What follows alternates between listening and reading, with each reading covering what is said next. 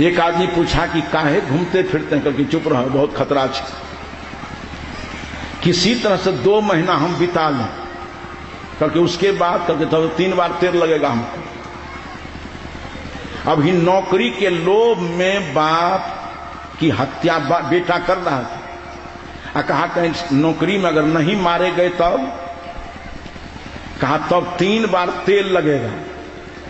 तब बेटा चाहेगा कि बाबूजी जवान हो जाए।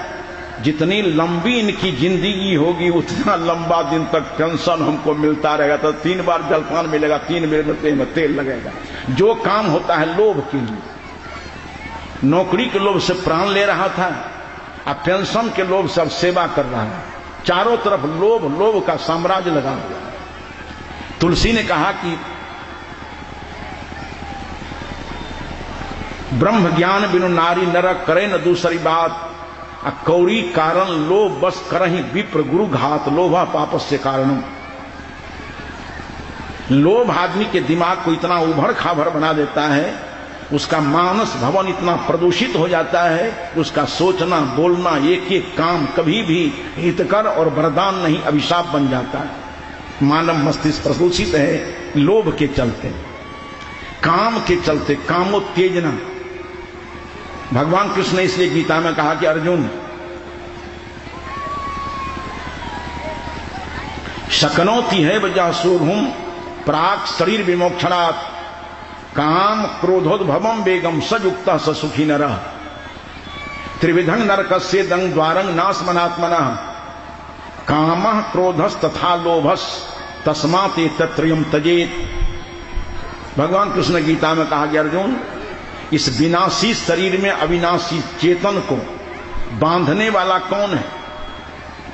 इस विनाशी शरीर में जो अविनाशी चेतन तत्व बैठा हुआ है, इसको बंधन में डालने वाला कौन है?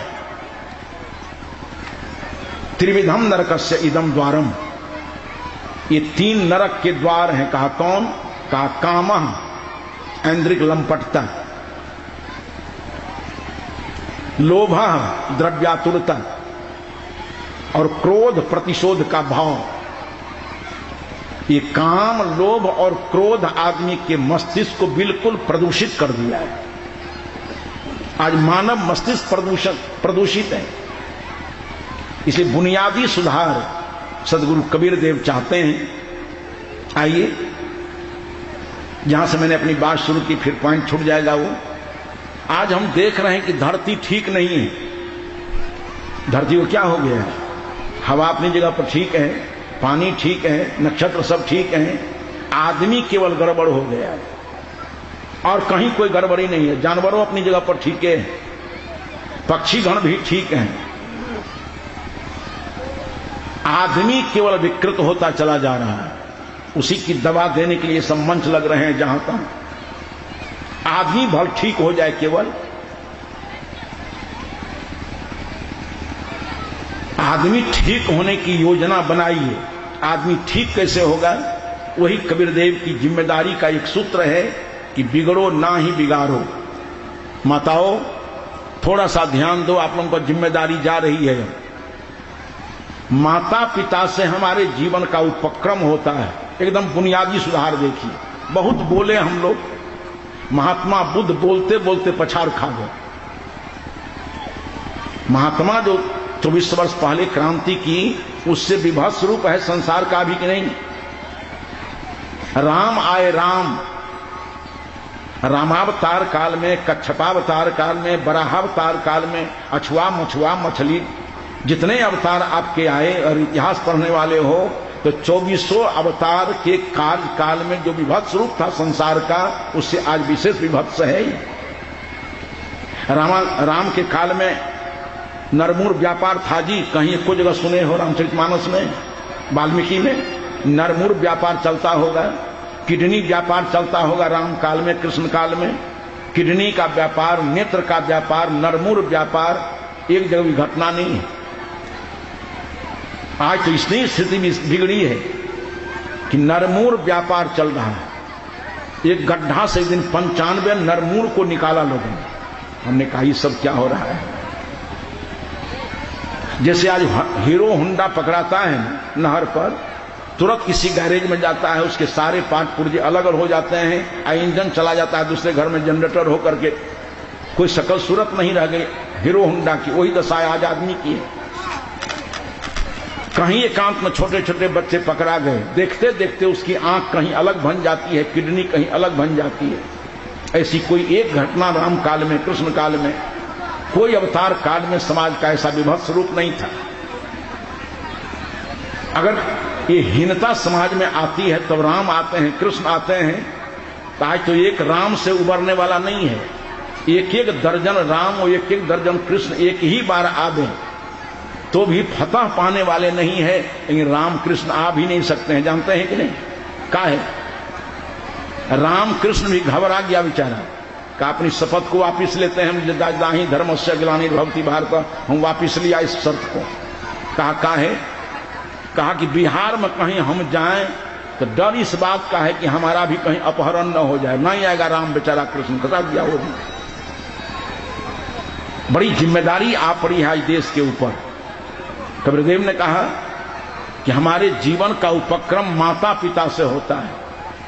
अगर माता पिता का जीवन सही हो जाए, लीजिए जिम्मेदारी सब लोग, माता पिता से हमारे जीवन का उपक्रम होता है, सामाजिक परिवेश, शैक्षणिक परिवेश से गुजरता हुआ अध्यात्म परिवेश में जाकर के हमारा जीवन पूर्ण विकसित होता है। विकास की नींव पड़ जाती है माता पिता की साहचर्य में। आज यहां से यात्रा करने की आवश्यकता है। सबसे पहले माता पिता सही हो जाएं। मां के लिए हमारे शास्त्रों में आया है, पिता के लिए नहीं आया। माता निर्माता भवति। किसी विचारक ने कहा कि द्वारं किमेकम नरकस्य नारी, नरक का एकमात्र द्वार क्या है तो नारी। परिष्कृत विचार का एक ऋषि आया तो उसने कहा कि नहीं, ऐसा मत कहो, माता निर्माता भवति। माता समाज की निर्मात्री शक्ति है।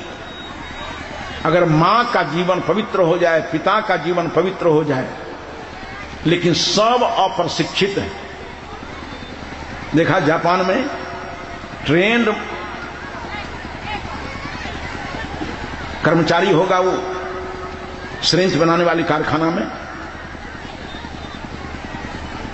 जो दुनिया का सबसे महत्वपूर्ण काम है संतति पैदा करना, सब माता पिता एकदम अनट्रेन्ड, गैर लाइसेंसधारी। आज देश की क्या स्थिति हो जा रही है, सभी गैर लाइसेंसधारी है, बिगड़ते हैं, लोगों को बिगाड़ रहे हैं। बहुत उदाहरण देने की जरूरत नहीं। एक दिन एक बाप था, छोटा बच्चा गोद में लेकर के पूछ रहा है क्या है? अब देखो लाइसेंसधारी बाप है, गैर लाइसेंसधारी है, बेटा को गोद में लेकर के कहता है रे नुनू बियाह करब, हमके तोरा बाप बने के लाइसेंस मिलना कते से, तोरा बाप बनना चाहिए, तोरा ऐसे ढहलेल आदमी को। या बोध बच्चा के दिमाग में घुसिया रहा है। तो टीवी सिनेमा के जमाना में, मोबाइल के जमाना में लड़का सब ऐसे ब्याह करने के लिए उधिया रहा है। अब बचपन से ही उसके दिमाग में ठूस रहा है कि रे बेटा ब्याह करब। मजेदार बात, कील तिलक में मारुति हमके पढ़ाओ गायत्री मंत्र। आप संस्कार बना रहे हैं कि बिगाड़ रहे हैं? बच्चे बिगड़ रहे हैं, इसका कारण तो आप लोग हो। आपका चरित्र ठीक हो जाए, आपकी सोच ठीक हो जाए, आपकी भाषा शैली ठीक हो जाए। हम बिगड़ते हैं, दूसरे को बिगाड़ते हैं। आप देखा है बुद्ध की जयंती को, आज पढ़े लिखे लोग हैं उनको होश हवास नहीं है कुछ कि हम कर क्या रहे हैं। बुद्ध जयंती मनाते हैं, राम जयंती, कृष्ण जयंती, इतिहास के अतीत के तमाम महापुरुषों का हम बर्थडे मनाते हैं। लेकिन गौर करके देखना भाइयों, किसी ही महापुरुष के बर्थडे पर केक काटने का विधान है कि हम तो कहीं नहीं देखे किसी को आज तक। तुम कहां से पिंगल पढ़ करके चले आए हो?